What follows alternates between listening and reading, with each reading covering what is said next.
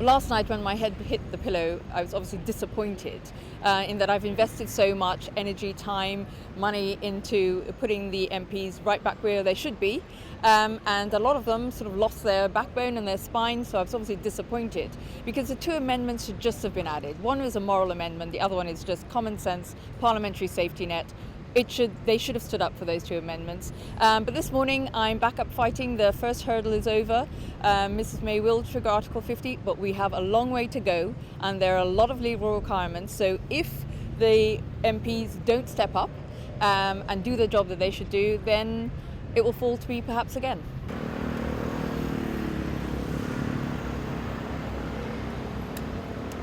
I mean, look, we've had over 40 years where we've built this really complex tapestry into every area of our lives, and we're going to try and unpick it with a needle. It is not going to take 2 years. It's going to take a much longer period of time than that, and not only from the point of view of time, but look at the white paper that was leaked today from Parliament. We need about 11 acts of Parliament at the same time as the negotiations. It's just not going to happen that time, and if the government is at all practical, the first thing they will be asking for in these negotiations, after they've made sure that the certainty of EU citizens are put to bed, would be to look for the transition period, that implementation period. 5 years, 10, who knows? But this cannot be just about a 2-year period.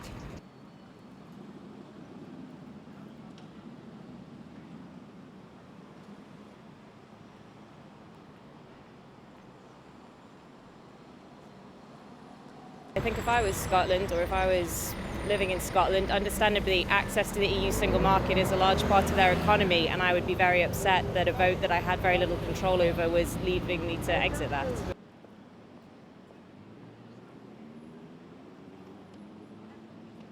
I really think that the economic benefits will not be there. I worry about standards of living. I think there will be many years of turbulence until it settles down.